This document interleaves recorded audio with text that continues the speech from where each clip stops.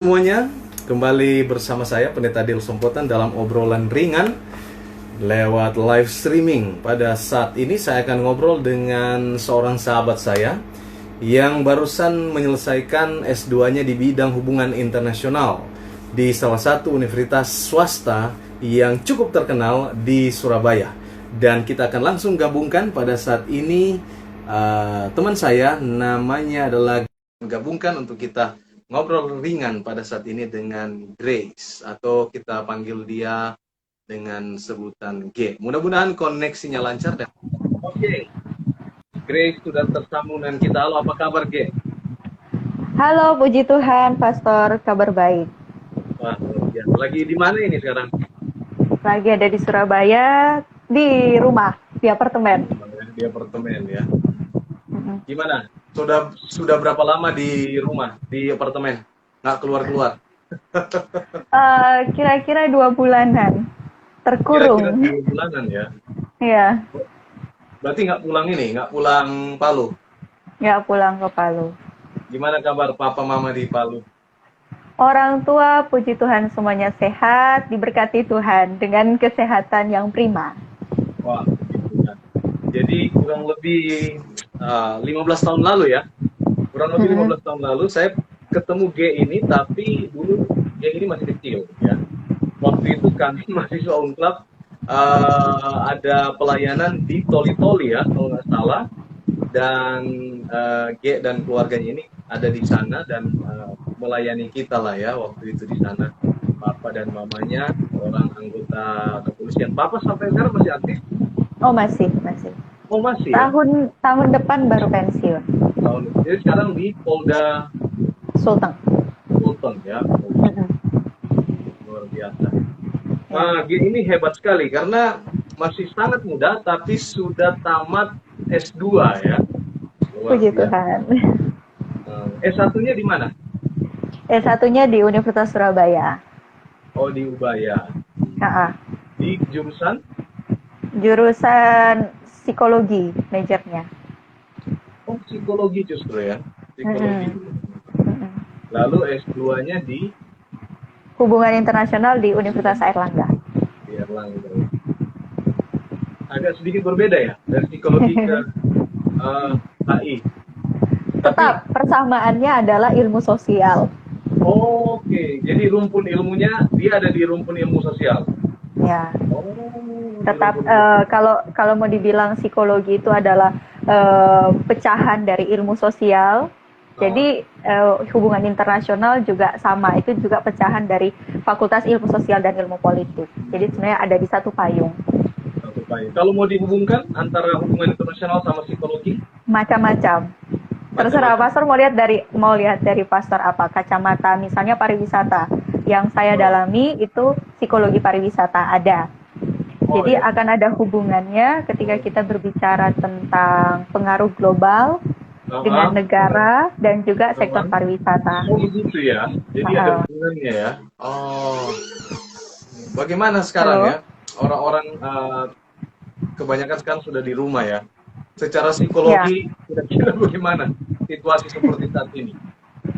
Seperti saat ini, kalau kita mau bicara soal pengaruh-pengaruh psikis terhadap mentalnya kita ya, kita pasti yang apalagi dengan tipe kepribadian yang ekstrovert, dia lebih banyak bergaul dengan orang, lebih suka nongkrong sana dan sini, suka jalan-jalan, suka banyak bicara. Nah, kalau di rumah bawaannya jadi lebih ada tantangan lah.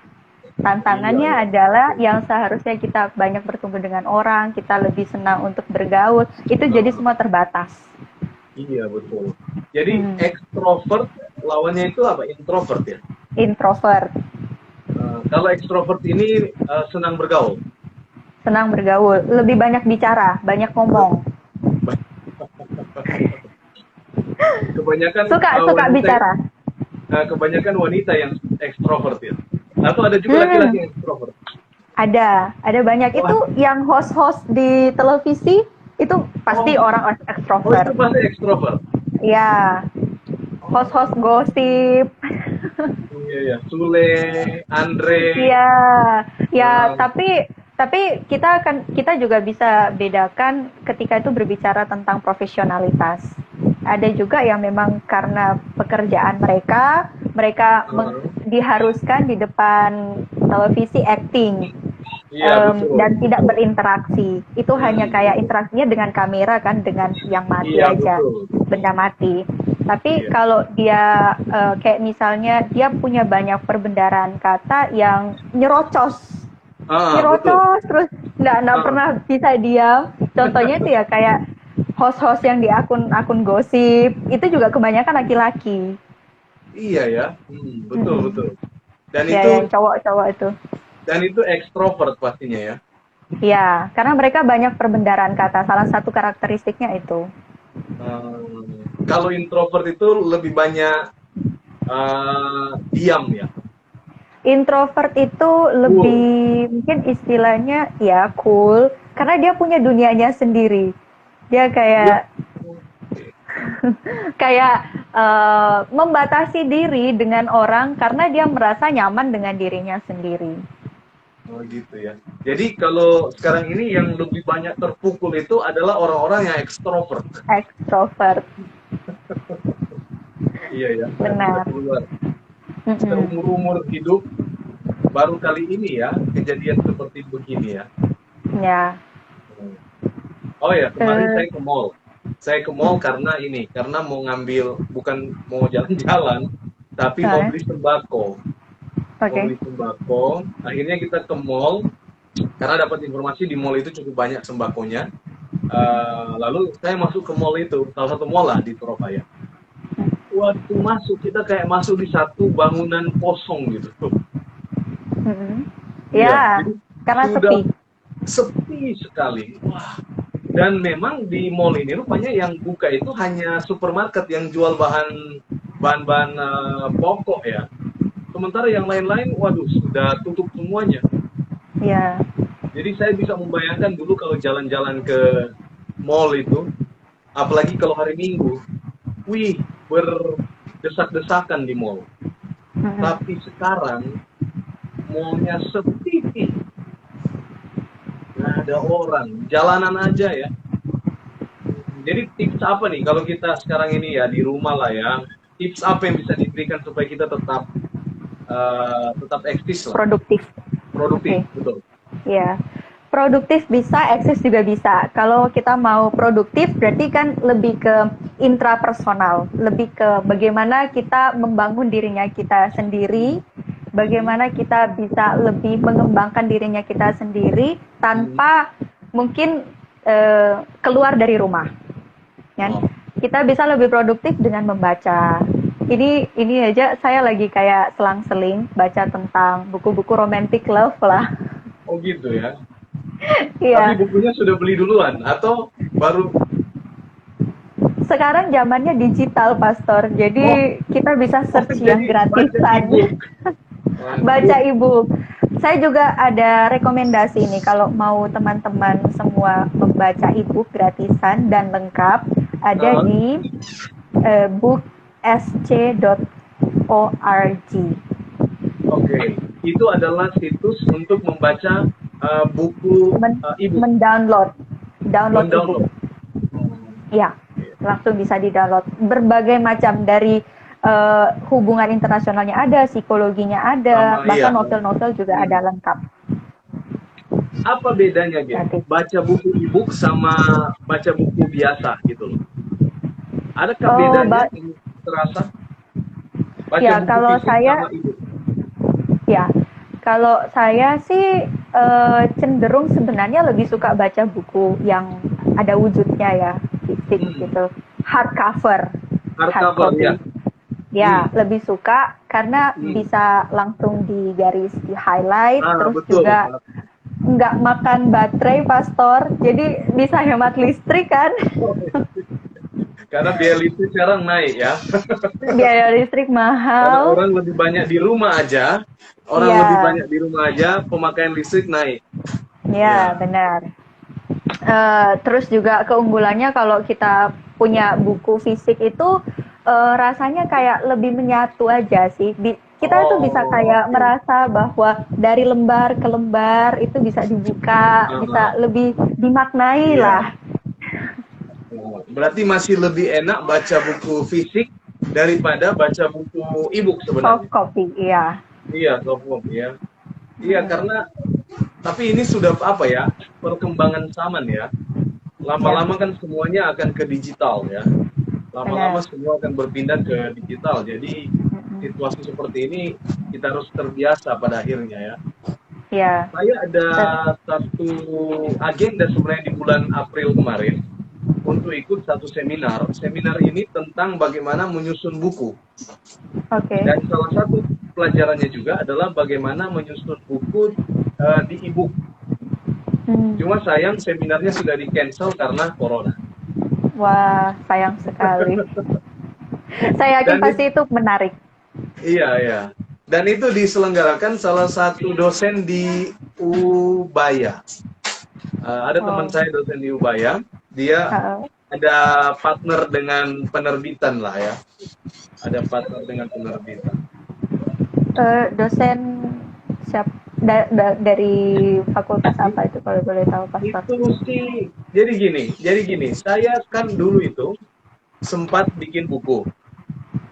Nah, sempat bikin buku itu, tapi kan kita kan ya istilahnya kan penulis kayak kita ini kan personal, terus dalam tanda kutip penulis pemula, nah ya.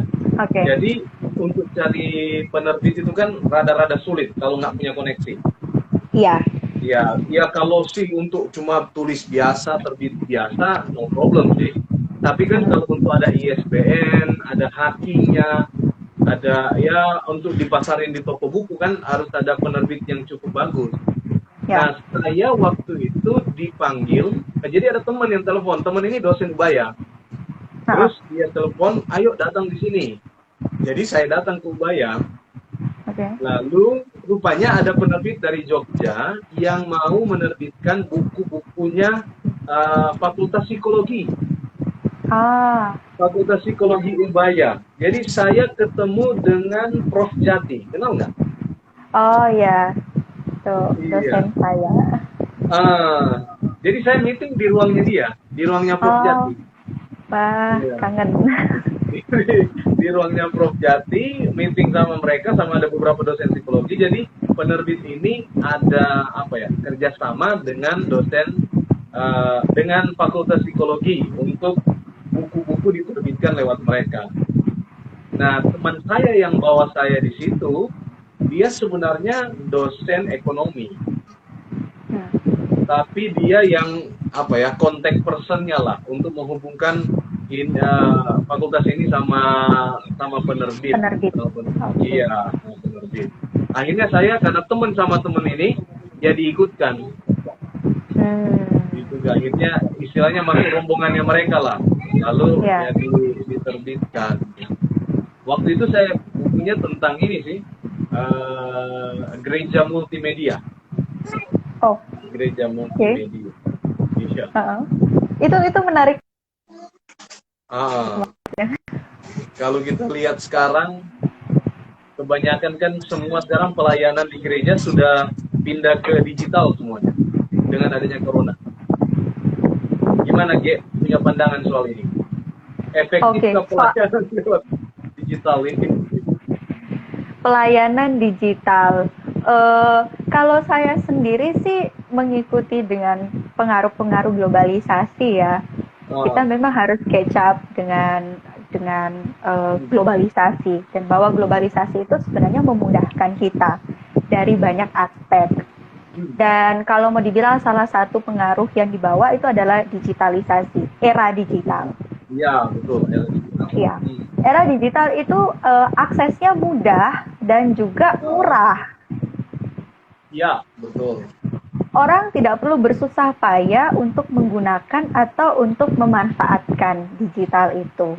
Ya, Jadi kalau itu digunakan untuk pelayanan, digunakan untuk menyebarkan lebih banyak lagi pengaruh, kenapa tidak?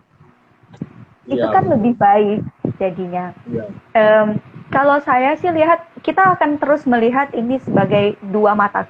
dua sisi mata koin.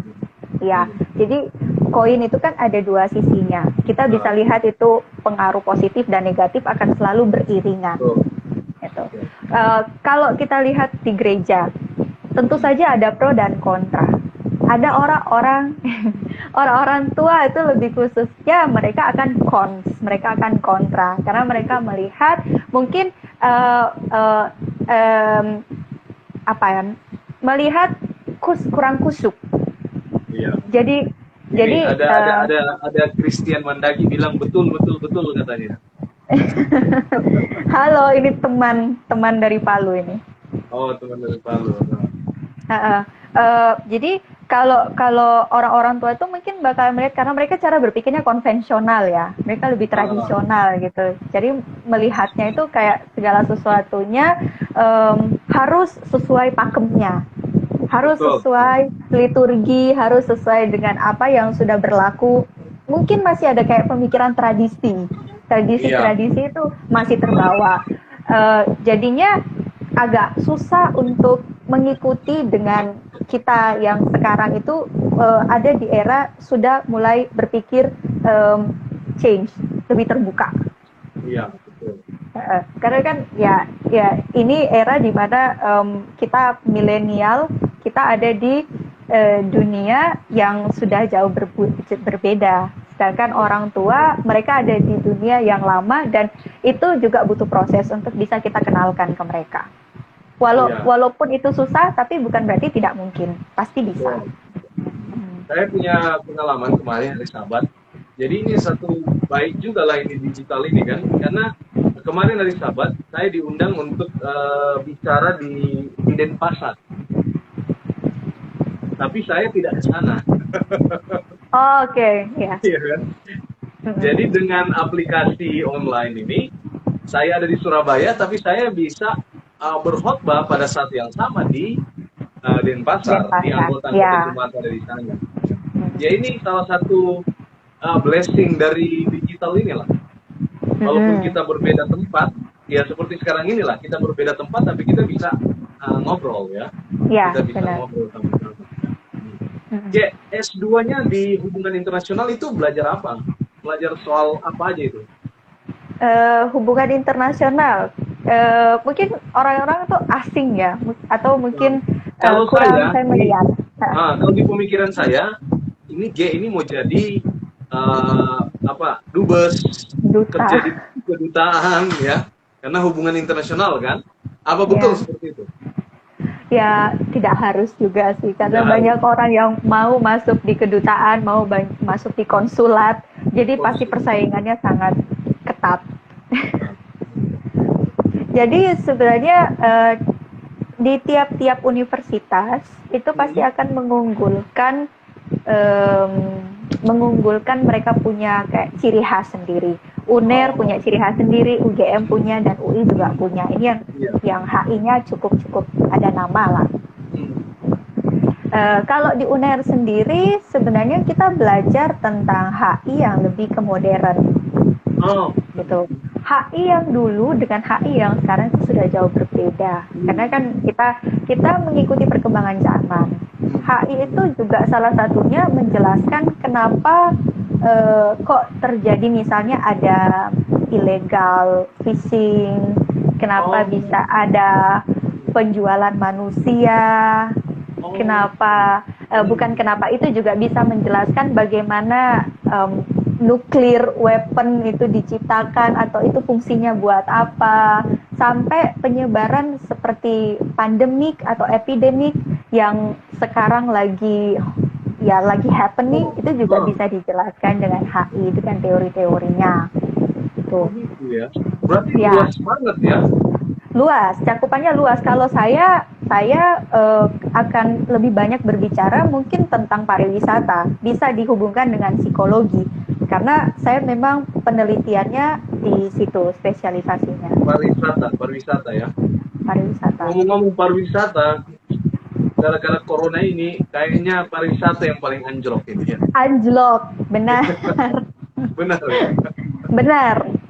Benar.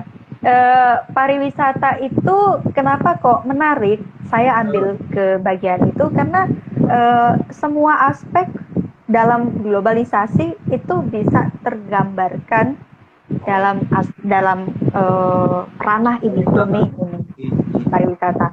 Kita lihat dari perhotelan, kita lihat dari digitalnya, kita lihat transportasinya, terus juga kita bisa jelaskan dengan perekonomiannya, itu juga sangat-sangat besar pengaruhnya sektor pariwisata.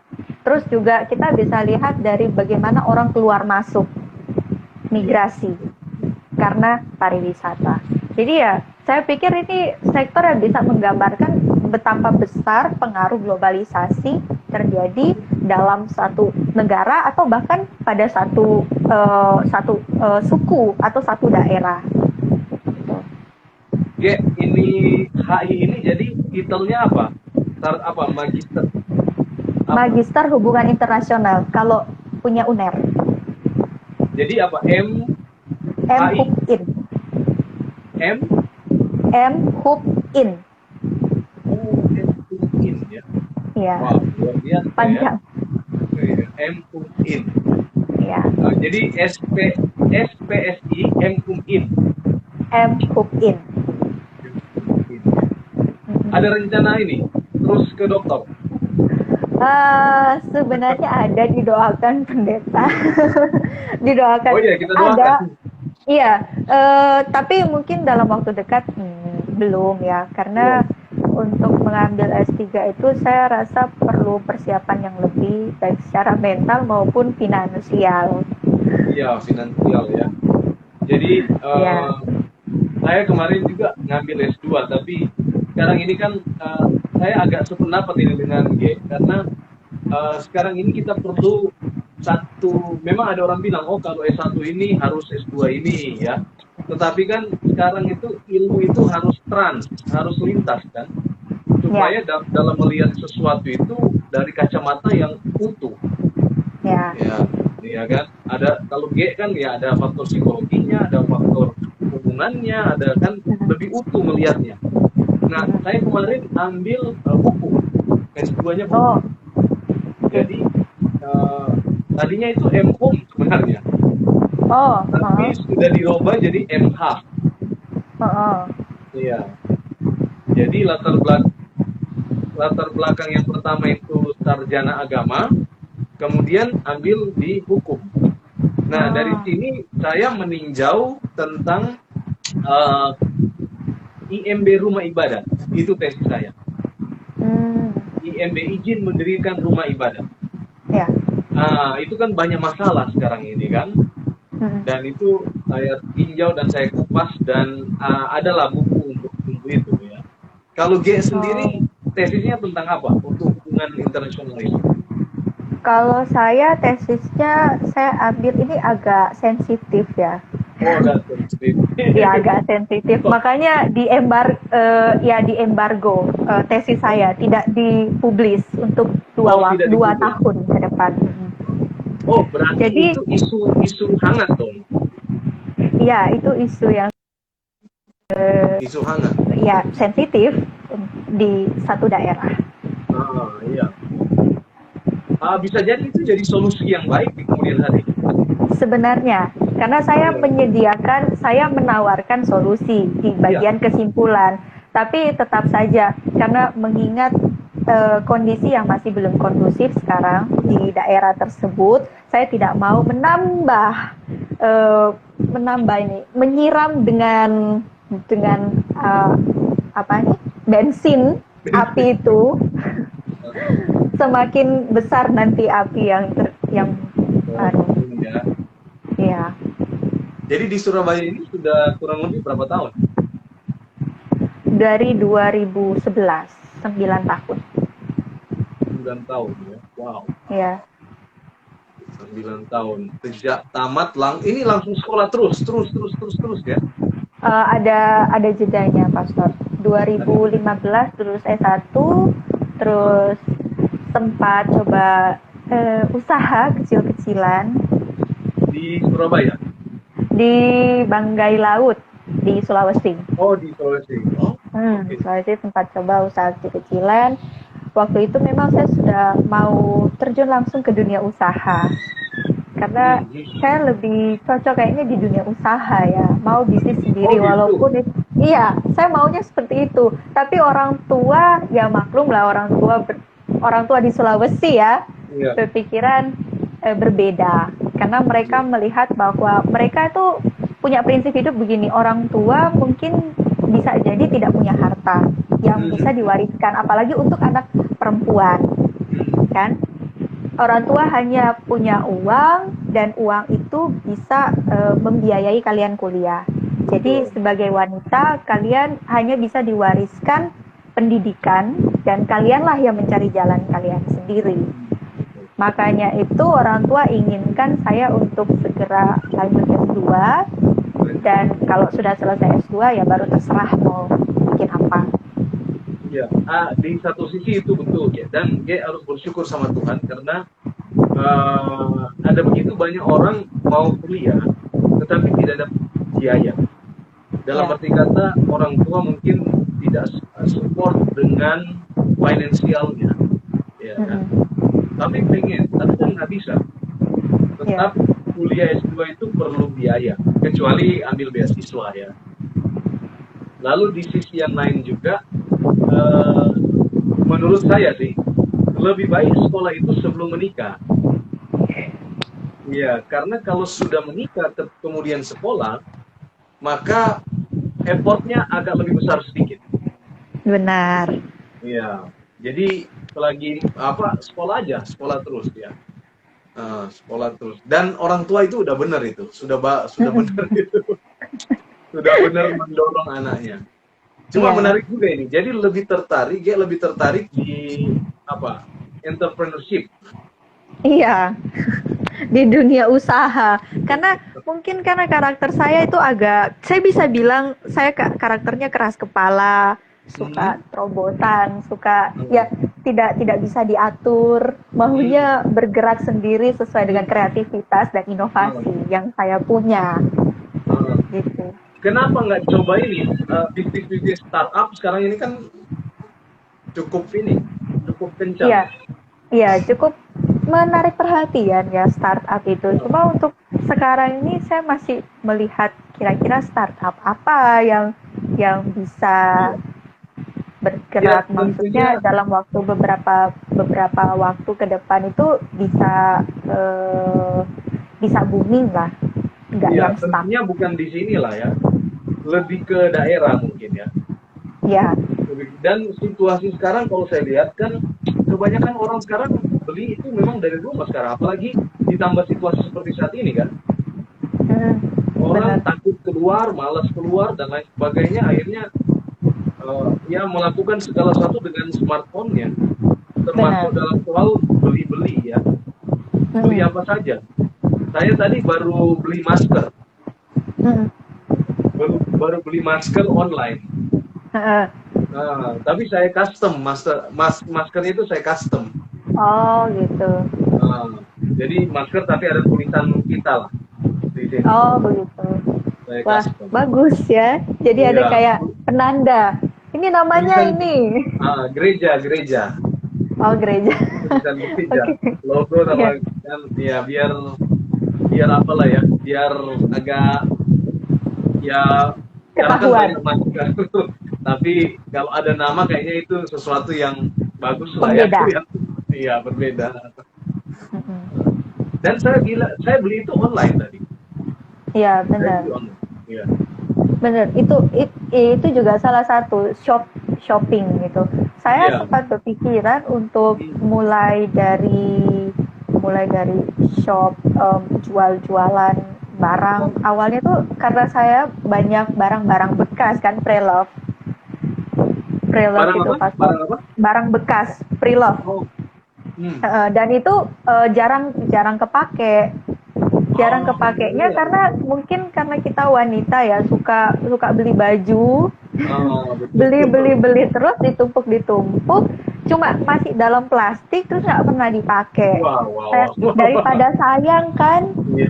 daripada sayang cuma rusak begitu aja di Oh, dalam lemari, mendingan itu dijual dengan harga yang lebih murah, oh, dan juga kualitasnya lebih terjangkau. Pikir saya sih ke depannya begitu.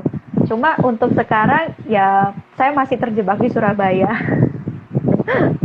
Masih belum bisa balik ke belum. Palu dan pergerakan mobilisasi saya masih masih agak susah, Pastor.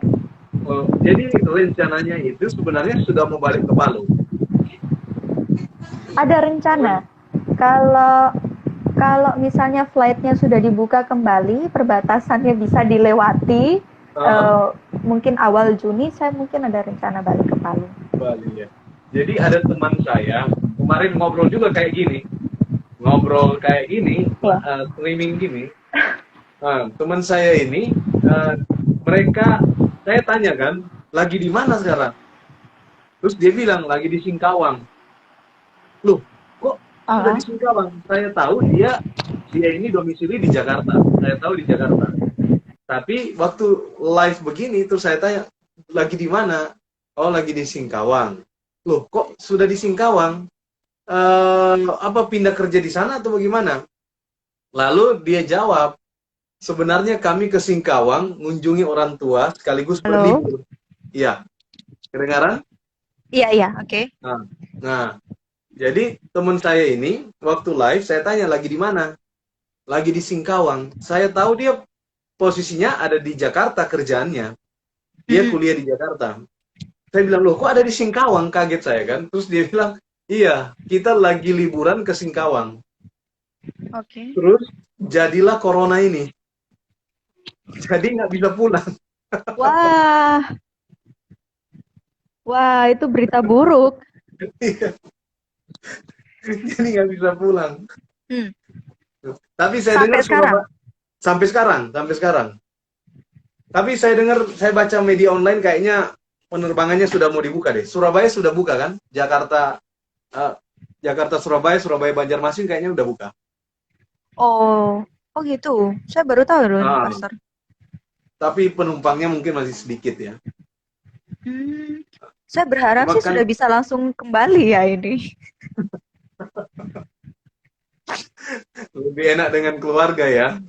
Iya, Nah, soalnya berat sekali sendirian di sini. Terus juga iya betul betul. banyak tagihan kan, Pastor jadinya. Iya tagihan sekarang naik semuanya ya, naik Iya. semuanya. Jadi Mama Papa sekarang di Jumat mana di Palu? Jemaat Setiabudi, Setiabudi Palu. Jumat ya Budi ya. Hmm. Jadi kita itu kan ketemu itu kalian masih kecil ya waktu itu ya. 15 tahun lalu itu 2000 Iya. berapa, Pastor? Sekitar 2000 Lima. 2000 ya 2003 2004 lah. 2003 2004 ya masih masih di Toli-Toli. Saya sama Iya. sekali agak kesulitan mengingat karena waktu itu mungkin masih suka main-main toh di Iya, masih gereja, kecil. jadi Betul. lari-lari. Jadi gini, kita itu kan kita itu kita mahasiswa Fakultas Filsafat itu kan ada harus jadi penginjil literatur untuk beberapa saat Oke. untuk pengalaman dan jam. Jadi kami waktu itu pergi ke Palu sebenarnya. Ya. Nah, sampai di Palu, entah mengapa kita kemudian dibagi dua. Mm-mm. Ada grup, kan kami banyak orang. Ada yang dikasih tahu ke kami, kalian ini ke Poso atau ke Toli-Toli. Nah, yang jadi masalah adalah waktu itu Poso lagi bergolaknya, Ya. lagi Petrusnya itu lagi panas lah Poso ya waktu itu. Ya. Jadi banyak teman-teman yang ogah-ogahan kalau mau ke sana. Mm. Takut Akhirnya lah. takut. Jadi akhirnya dibuat ini undi. Iya iya, Jadi cara paling iya. aman. Toli-toli atau poso. Nah, saya dapat toli-toli. Jadi saya, wah puji Tuhan lah ya, Toli-Toli. Akhirnya kita pergilah ke Toli-Toli. Naik kapal waktu itu ya. Naik kapal laut, 1 malam. Kapalnya saya masih ingat, namanya Getsemani. Getsemani. Iya. Kalau nggak Getsemani, Mona Lisa. Oh, sekarang Mona Lisa. Nah, kapal itu kita 1 malam kan ke Toli-Toli dari Palu. Kita cuman di ini aja di apa di anjungan depan itu gitar-gitar kan cuma anak lama kan. Iya. Wah, tenang sekali lah, tenang sekali. Nah, singkatnya kita ke Toli-Toli itu. Toli-Toli itu ketemu keluarga Pak Sampelan lah, keluarga Papa, dan banyak membantu. Kita pernah ke rumah kok beberapa kali. Sama di Toli-Toli waktu itu ada orang Papua itu ya, Pak siapa yang wartawan itu ya. Oh iya. Pak. Ya, lupa. Terus ada juga keluarganya, ada sekarang mereka sudah di Manado. Nah, kita sempat ke Bajugan. Bajugan. Iya, di Bajugan itu kan rata-rata orang-orangnya itu tinggal di pesisir pantai ya. Benar. Rumah-rumah. Gerejanya juga di pinggir pantai. Betul. Tapi ada 2 pengalaman hebat kami di situ. Yang pertama, waktu kami bawa buku, wah, rumahnya memang sederhana ya, di pinggir pantai, nggak ada lantai lah ya. Lantainya itu pasir. Tapi waktu kami masuk, ada juga yang ngambil buku. Waduh, ada rasa-rasa apa ya, nggak enak sebenarnya, cuman ya mereka ngambil juga. Sementara kita sempat ke rumah-rumah besar di Palu, nggak laku justru buku-bukunya. Lalu kita sempat di Bajugan itu, wah sempat ini, jadi kita tinggal di pastori di salah satu anggota di Bajugan, rupanya di rumah itu ada ularnya. Oh, sering. Iya, karena kan itu pesisir pantai, lalu di atas ini hutan ya. Jadi kita bayangin ular itu dia melingkar di gagang pintu. Jadi waktu teman saya buka, waduh kaget karena dingin kan waktu itu. Itu pengalaman di Bajugan. Nah, puncaknya waktu kita pulang. Jadi kita kan ledek-ledek teman yang ke poso. Teman-teman yang ke poso itu kita ledekin. Wah, mudah-mudahan pulang masih utuh lah ya. Karena kan di sana lagi gawat. Nah, kita waktu dari Toli-Toli ini, terus kita pulang ke Palu, kita naik lagi kapal. Nah, waktu itu sore-sore, wah anggota nganter semua, dikasih makanan, wah enak lah pokoknya. Dan kita udah berpikir, wah enak ini kita 1 malam di gitar-gitar aja di depan, di Anjungan. Sambil makan-makan makanan yang dikasih kan. Iya. Udah berpikir seperti itu. Tapi rupanya tidak sesuai harapan. Jadi malam itu, waktu sudah keluar, hujannya mulai muncul kan. Datang hujan deras. Dan tahu nggak, sepanjang malam kita hampir mati waktu itu. Kenapa sepanjang itu? malam, iya. Wah, ombaknya luar biasa lah. Jadi kapal itu beginilah ya. Iya. Kalau dia naik ke atas, kita ikutan naik juga. Nafasnya, baru dia jatuh. Sampai propeller yang di belakang itu di atas, di udara lah ya. Sepanjang malam. Jadi hampir, ya, tapi puji Tuhan lah, Tuhan masih sayang ya. Sampai kita masih selamat waktu itu. Tapi itu pengalaman luar biasa kita. Waktu pergi ke Palu, lalu ke Toli-Toli, lalu kembali ke Palu. Jadi di sana lah ya kita ketemu dengan keluarga Papa ya waktu itu. Dan tanpa saya pernah hubungi juga kakak waktu itu sekolah di Surabaya juga ya kalau nggak salah ya, Erlangga juga ya. Iya, Cindy. Iya, Cindy. Tapi hukum ya? Dia magister kenotariatan. Iya, kenotariatan ya. Puji Tuhan lah. Kalian sukses-sukses ya. Berhasil semua. Karena orang tua setia dan giat dalam pekerjaan Tuhan ya. Puji Tuhan. Oke, terakhir lah. Saya nggak tahu kalau S1-nya ini psikologi. Kayaknya berikut kita harus ngomong di ranah psikologi deh. Tapi mungkin sekarang ini tips singkat untuk orang-orang yang lagi ketakutan, lagi kekhawatirannya itu tinggi. Bagaimana untuk keluar dari itu karena ada corona ini? Bagaimana untuk keluar dari zona ketakutan, kekhawatiran, kecemasan? Mungkin boleh kasih tips singkat. Boleh kasih tips singkat. Wah, ini Iya. kalau dikasih beban singkat ini agak susah ini karena kita harus memadatkan kata-kata yang panjang. Eh, yang pasti, Iya. kalau kita melihat dari kacamata kerohanian, Hmm. bahwa kekhawatiran maupun ketakutan terhadap suatu Hmm. situasi itu adalah lawan dari iman. Jadi eh, ketika kita menyatakan bahwa kita beriman pada Kristus, seharusnya kita percaya pada kekuatan Tuhan. Oke, betul. Nah, percaya pada kekuatan Tuhan itu juga tidak dengan berdiam diri saja. Ya. Kita berdoa dan kita tetap berusaha. Usaha yang kita lakukan sebaiknya adalah hal-hal yang positif, yang produktif. Seperti Betul. tadi sebenarnya saya belum selesai bicara produktif itu.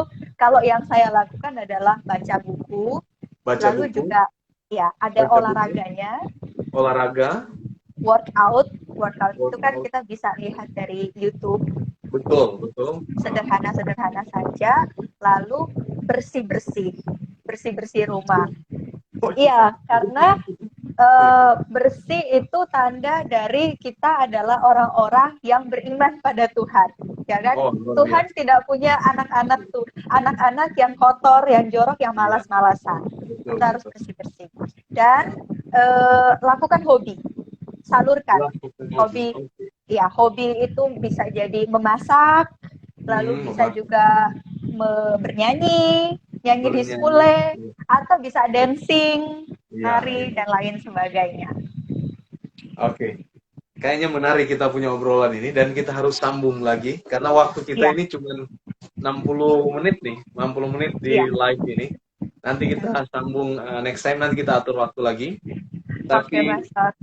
masih banyak sebenarnya mungkin ilmunya yang bisa kita serap dari G ya. Saya lihat masih Iya, banyak yang perlu dibicarakan dan dibagikan, tapi karena waktu, jadi kita akhiri sampai di sini dan kita akan sambung nanti, kita akan atur waktu lagi. Kita akan oke. akhiri dengan doa. Ya, Ya, kita akan oke, akhiri Mas. dengan doa. Mari kita berdoa. Bapa dalam sorga, kami naikkan syukur dan terima kasih kepadamu untuk kesempatan yang indah. Kami boleh ngobrol dengan G yang saat ini berada di tempatnya atau di apartemen. Kami bersyukur kepada Tuhan untuk kesehatan, kekuatan yang kau berikan bagi kami. Dan kami berterima kasih untuk beberapa tips yang sudah dibagikan oleh G untuk menolong kami semua. Bahkan semua yang mendengarkan dan menyaksikan akan video ini boleh terpelihara, terberkati, dan tetap memiliki iman percaya pada Tuhan di situasi saat ini yang serba sulit dalam menghadapi pandemi COVID-19.